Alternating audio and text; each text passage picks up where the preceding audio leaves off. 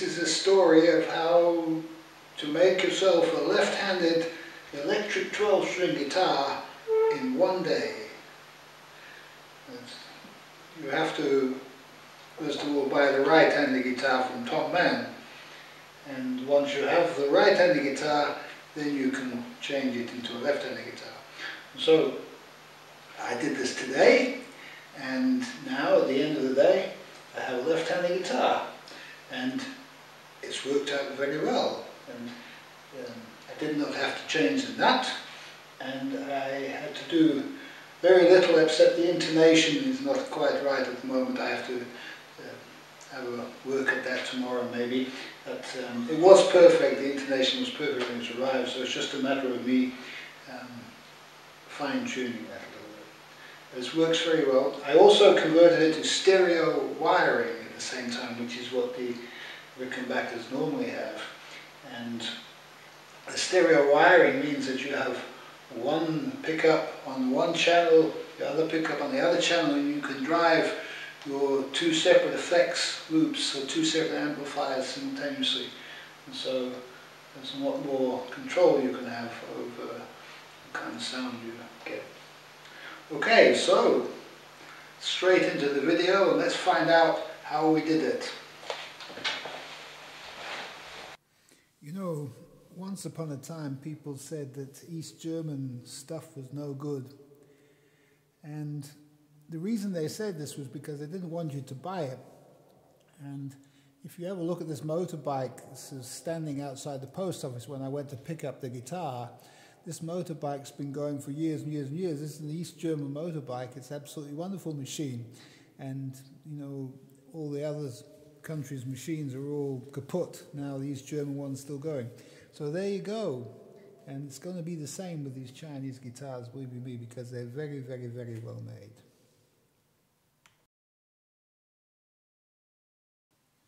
Right, to start with, we need to lay down the guitar somewhere where we can work on it and put something soft underneath it, otherwise it might get damaged. Make sure everything's not banging against the wood or anything like that. And then you need to take everything off that's, you know, that's on the guitar, that's bolted on. And yeah, what we're going to do is we're going to put a stereo jack into this thing, and we're going to wire each pickup up directly to the stereo jack.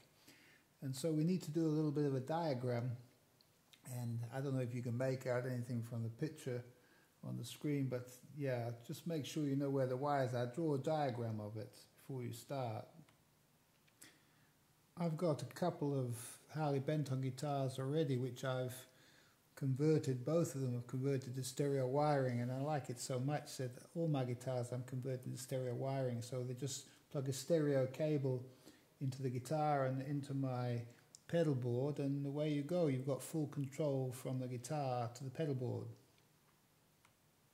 You can also hear it in stereo through the headphones, and all you need to buy is one of these stereo jacks from Tom Mann. To take the insulation off the wires, you should use a knife, not the cutters. The wire cutters are cutting right through the wires, only use them for that. You need a piece of stereo cable about 1 foot long. I was lucky I had a bit left over from another project. Bare both ends of the wire with a knife. You need to twist the earth wire all together, separate it from any cotton that's in there, cut the cotton off, and you should be left with 2 wires sticking out. And one of these wires you need to make shorter than the other to fit on the plug properly. You'll see that. If you cut a little bit off one of the wires, you'll be right. And then bare the ends of the wires, and then you need to tin them with your soldering iron and put a bit of solder on them so that they're all nice and ready to solder onto the plug. If you're doing a 12-string like this, you should really have done a few normal guitars before this, so you should already know how to solder. You'll see that the soldering iron I've got is quite a nice unit, and this is the type of unit that you need to use. And be careful, don't put too much heat anywhere, you know, just a little bit of heat, and quickly get away from it. Carefully offer the wires up to the plug and bend the ends of the soldered wires through the little holes in the plug and make sure everything that lines up nicely, ready to solder it. And then just solder the things together very, very carefully, and don't put too much heat to it, just gently does it, yeah, and quickly does it. You can see the one I did, the cable sticking out of the part that you're supposed to clamp together, and so just leave it like that. You know, there's no pressure on the thing. I'm just going to tape it up nicely anyway, and so just leave it like that. It's best like that, otherwise you start messing around with it and break something. Tape it up. Don't put too much tape on, otherwise it won't get it through the hole properly. And then tape the other end up as well, and then you're all ready to go.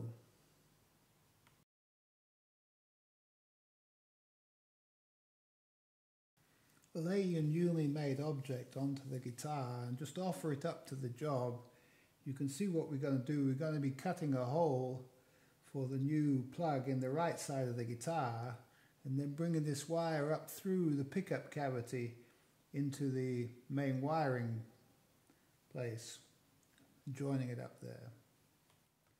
You can see our route, and this is where you get to be a man, a real man, and make a big hole in your brand new 12-string guitar. Have fun. You need a drill like this, exactly like this. Don't use anything else. It's got to be this exact size, 10mm, and this type of drill. You can see I got going here, but then I stopped because it was going very, very slowly, and you need to put quite a lot of pressure on the drill to get the thing through. It's very, very hard stuff. It's mahogany. It's very, very good quality material that they use here. Be careful when the drill breaks through the back. Just take it easy there. And when you finish, just get your vacuum cleaner and suck it all out. Clean up and tidy up, because if you don't clean up, you're going to make mistakes. Everything is going to go kaput on you, yeah? So tidy up. Now the drill of 10mm is not quite big enough, but you're going to have to enlarge the hole a little bit, but only a little bit. You know how to do that by now, I'm sure. And just make sure that you don't go too big, because you're going to have to screw this thing into the wood. It mustn't be loose. It must be a good screw fit into the wood. Otherwise it's going to fall out, and there's no way that you're going to get those metal nuts onto this thing inside there. Your fingers, unless you get some baby to do it. There's no way I could see that you could actually get the metal parts on. So just screw it in tightly by hand, and I had to finish mine off with the pliers, which was good because it went in really, really tight, and it's a good fit, and it's not going to fall out, and doesn't need any metal bits to hold it on. It's perfect as it is.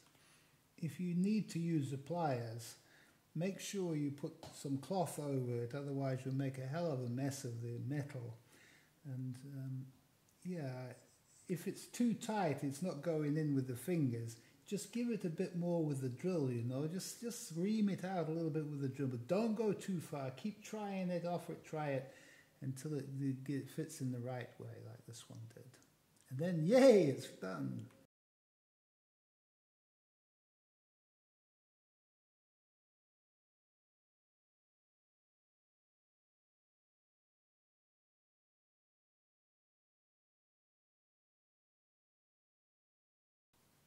I did this one-handed while I was filming it. It was a bit of an extra challenge for me. And it went through okay, and then when I got to the wire to the other side and tried to get it through the hole, it was just too tight to go through the hole in the other side, and probably a little bit short. And so what I decided to do was I decided to bring some wires from the other direction and let them all meet in the middle underneath the pickup. And this worked out okay in the end.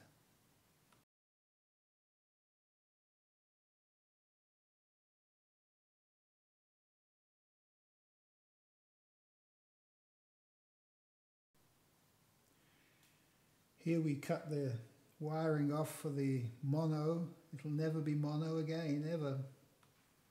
The blue wire's the earth, and the yellow wire's from the switch. So whatever pickup we leave on the switch is going to come down that yellow wire.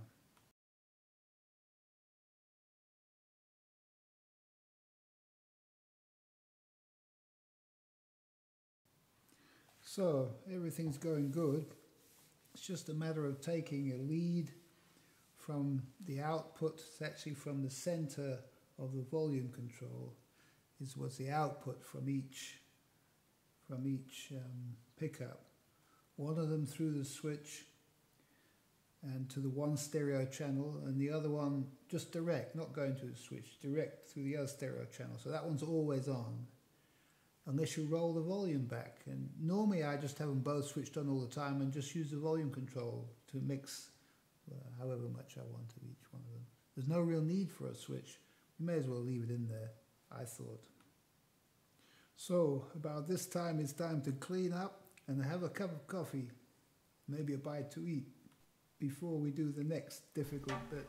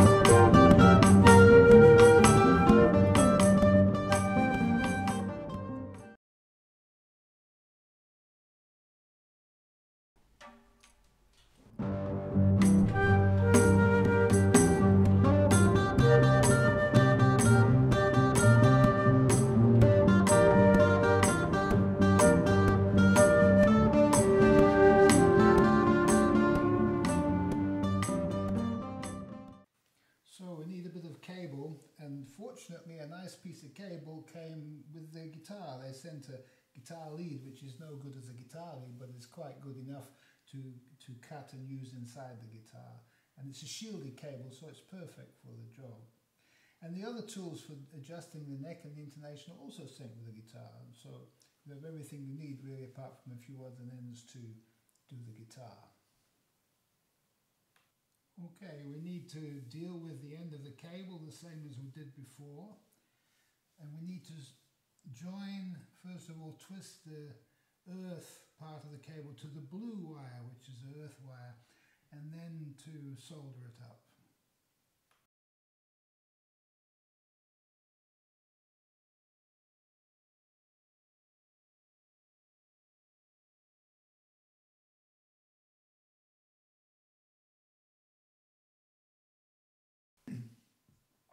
Now we need to chop off from the switch one of the pickups coming in, the pickup that you want to go direct out. You don't want to go to the switch, you want to be on all the time. You just cut this one off, leaving the other one on the switch. And then join that wire, bare the end of it, and join that wire to the live part of the one that you just made the earth wire for. Solder it all up, and that's one pickup done. And mark it somehow so you know which one's which. Deal with the other one the same, this time attaching it to the yellow wire coming from the switch.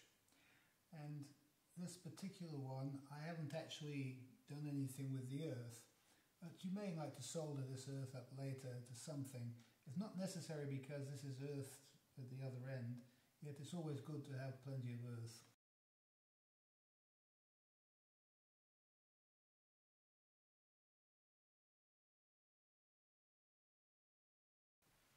Okay, what I did was I taped it all up and I used a bit of the old cable wire to push over the ends.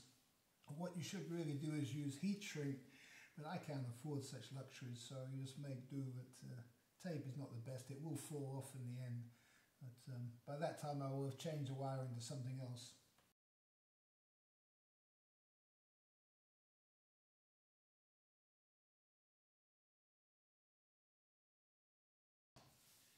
Now, as you can see, we've got the wires through the cavity, and we just have to now join these two sets of wires together best we can.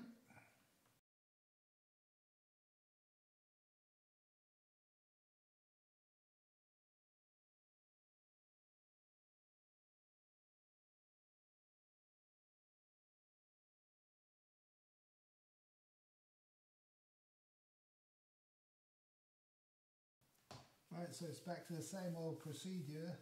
And we want to join the wires. We go in live to live and earth to earth, and there's a few of them there, so be careful as you go and make sure they all line up nicely, and cover the ends the same as you did before, and you should have a nice tidy job when you're finished. All soldered up and nothing touching live to earth, that's the main thing. I managed to push it all underneath the rear pickup and get the pickup down on top of it. All seemed to fit perfectly, and so yeah, I just put everything back together and screw all the screws in, and that part of the wiring is now finished.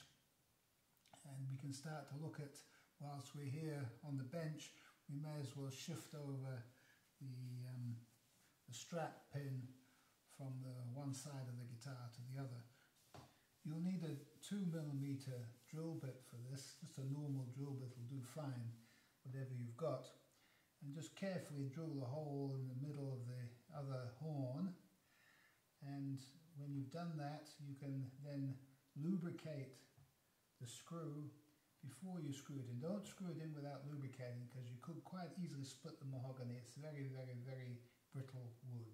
Use a lubricant and yeah, you should be right. Okay, it looks like we're now ready to put everything else back together again.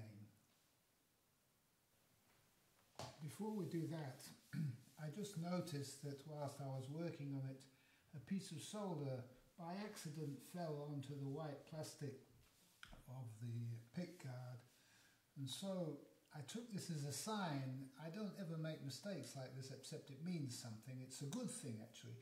And so I could see that I needed to sign the pick guard the same as I've seen other people do whenever you change something and make it your own. So I then proceeded to paint my signature onto the pick guard using just a little bit of gold paint I had lying around the house.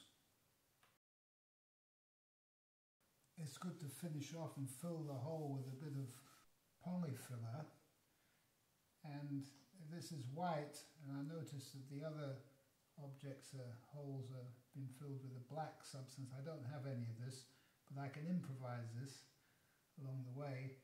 And I also decided not to do anything about the dot markers on the edge of the neck at this point. Now is a good time to oil the fingerboard.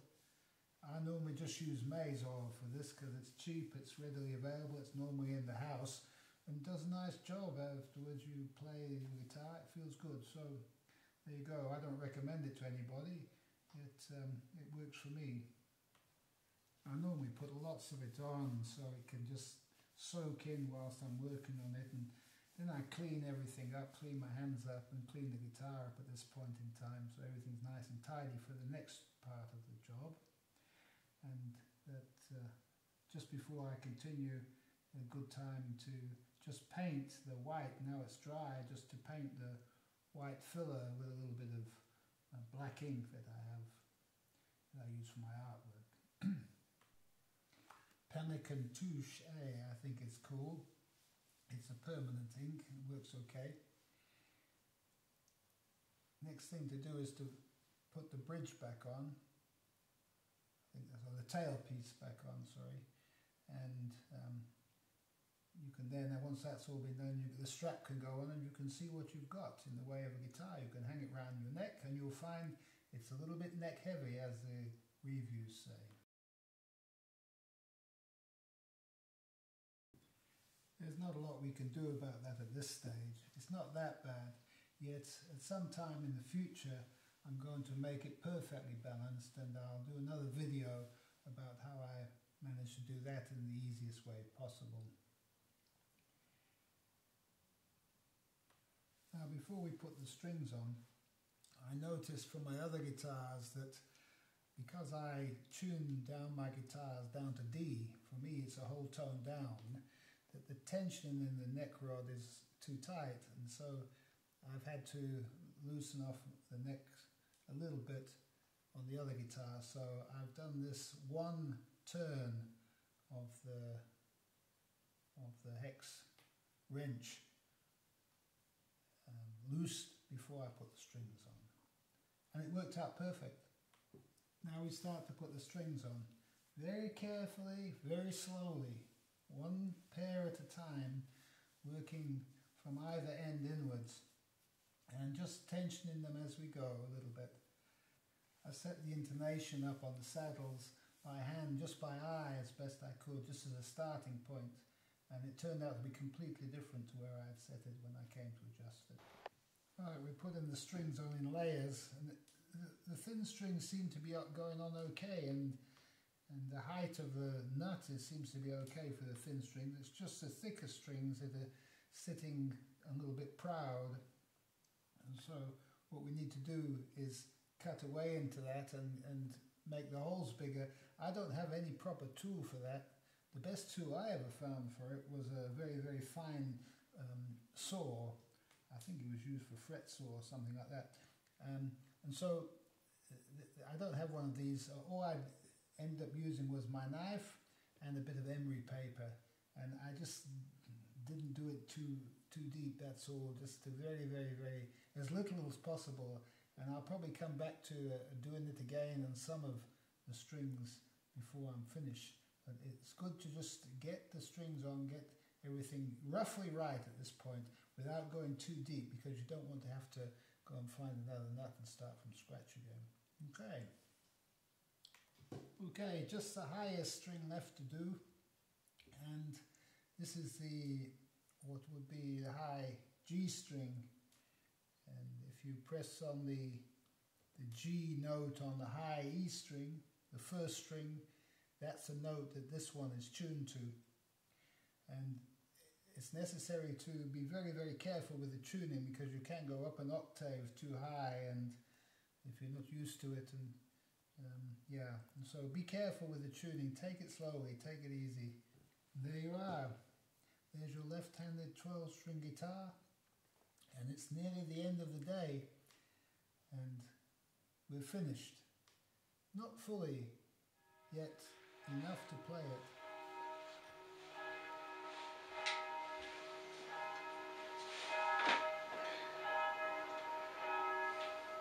That's what I used on the nut.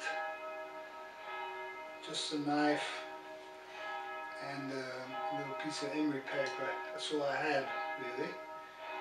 But it's worked out alright, and I just played it and finally got it all in tune, and just played it through the amplifier, and wow, it's a big guitar, it's in your face, and so you have to be a much better player to play one of these things than what I am, because I just started. This is my first electric 12-string, and so if you watch Roger McGuinn play Turn, Turn, Turn on YouTube, you'll see what a master of a 12-string can do.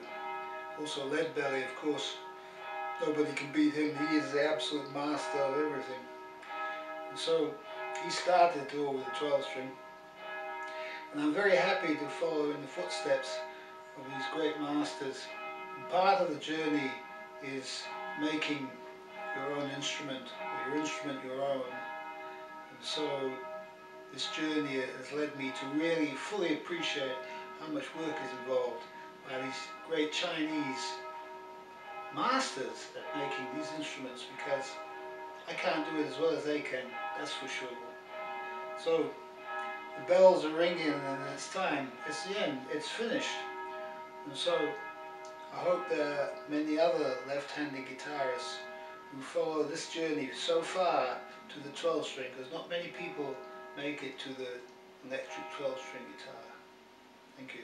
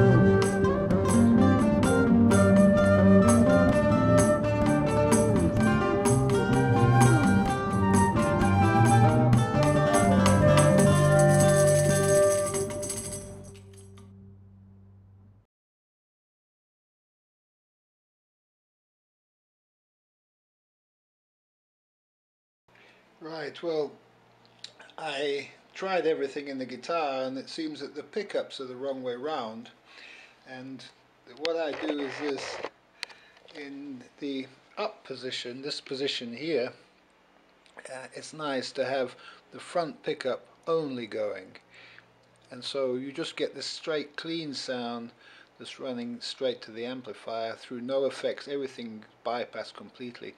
And then in the second position, what you get there is you get both of these together, so you get this pickup is being sent to the affected sound, perhaps with a wah-wah pedal and a phaser and some such thing, not a distortion pedal, not for this kind of guitar. And so the volume controls, these are the volume controls here, and this volume control controls the level of this pickup, and this volume control is the level of this pickup over here. And so you can set the amount of level of your phase sound, and which is together with your normal sound. With your phase sound, you don't really want your phase sound on its own. You always want the phase sound and the clean, straight in your amp sound together, because that gives you a fuller, better sound. And so just your normal sound without any phasing, so you can just be singing along and just a clean sound in your amp, and then when you get to the instrumental part you can just kick it over to there, and that gives you your phase sound without touching your pedal board or anything, in addition to your normal sound.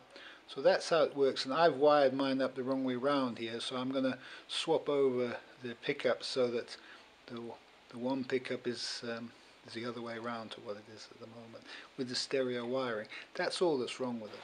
Okay.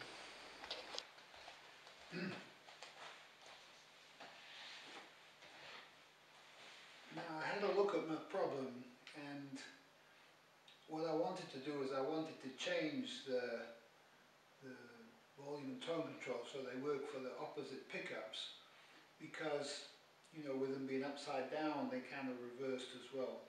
But I've looked inside the guitar and you would have to completely resolder everything to do that, so I'm not going to do that. And so I'm going to leave the volume controls and the tone controls so that they affect the same pickup. Now we have to watch out that we've got two things to correct here. We've got the switch working incorrectly and we've got the pickups crossed over, so we have to be careful that we don't think we've got it right and change it and find we've reversed everything the other way around again. We've got the same problem. So I've carefully drawn a diagram and I'll show you my new diagram.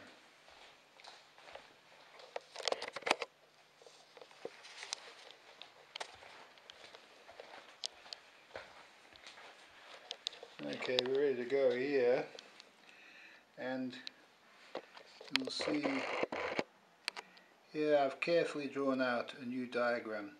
And so I'm showing which wire I have to cut. I have to cut a wire here, and I have to cut a wire here, and I have to swap them over, and that should do it on the switch. I'll show you on here what I've done, what it is, and okay, so we're going to have to take this wire here and cut it, and take this wire here and cut it, and then join the two together, and that'll swap everything over, and the switch will then operate on the correct pickup, and the correct pickup will then go down the correct channel according to the way I like it, because I don't want to pick this guitar up and find that it's working the opposite of the other guitars and have to swap the cables around and everything. It's all got to be the same as the other guitars. Okay, let's do it. And now that I've taken off the insulation over here, you can see I've taken the insulation off, and now we can see that if we disconnect this wire here, this red wire is long enough to connect over here, and if we disconnect this one here, then this one is also long enough to come over to here. So that's the easiest way of doing this little job. Okay, that job's done. You can see here I soldered this piece on here, and I soldered this here, and I use the pliers just to hold the work so it didn't move while I soldered it, that's all. Okay, so ready to tape it up and put it all back together and try it out again. Now it's quite interesting how things work out, because I did the modification according to my calculations. It would have resulted in the right effect, and it fixed half of the problem and the other half it didn't. It must have turned it round again, and so I have the wrong pickup coming out of the wrong channel, but all the switches works well. Now it's good that it's happened to me, because I was able to hear what it would sound like if the two channels were reversed, and there is a right way round to have the pickups in a stereo setup, and if you reverse the wiring and have the pickups going to the wrong part of the rig, you get everything, doesn't sound good, it sounds like really bad. And so this is actually the right way around. What I did was I could test it easily, because I could reverse my cables into my pedal board, because this cable goes, it's a stereo cable here, and there's two mono cables come out there and go into my stereo board.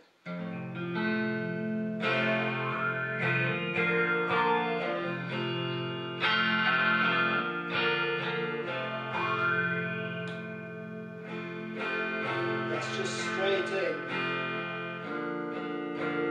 on the front pickup, and if you switch it here, now you can hear the phaser coming in, as well as the front pickup, just clean front pickup. That sounds like it's very nice. And for example, I can use a wah-wah now.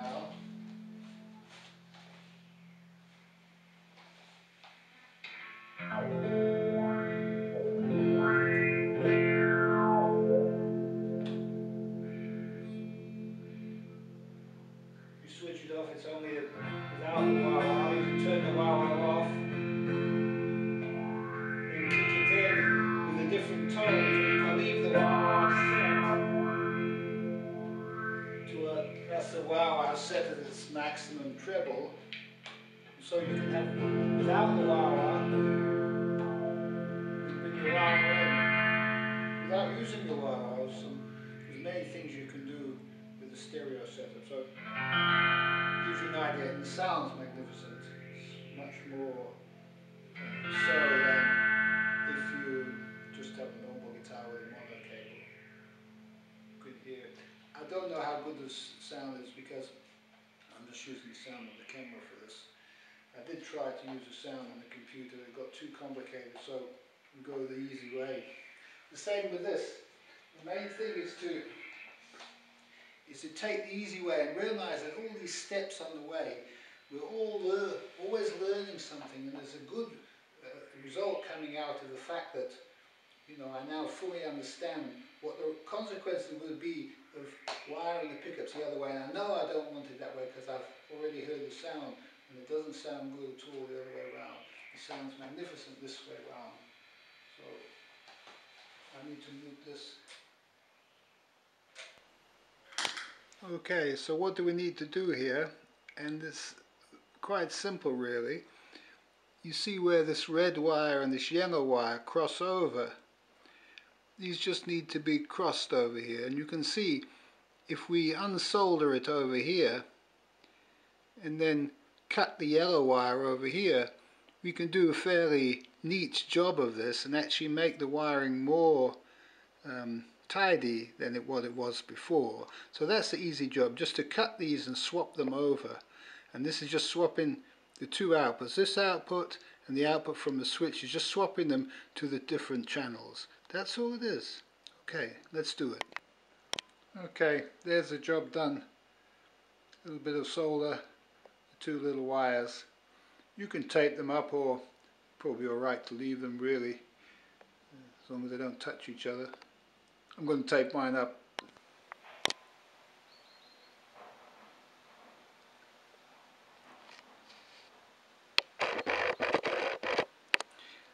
Note, I've written this down on here. The green goes to the clean sound, the blue to the phased or digital sound. To swap over, stereo wiring, disconnect and swap over. That's what it says. I'm going to tear that piece of paper off there. I'm not going to worry about this because this is too complex, but I'm just going to leave this inside, and I've taped, you'll see, I've taped the two up with the green and the blue tape, and so it's just easy to take the tape off and unsolder them and swap them over. And so there you go, as easy as that. And if I ever want to incorporate a switch to do this, then it's possible to do that in the future, but I haven't got time to do that now, so there you go.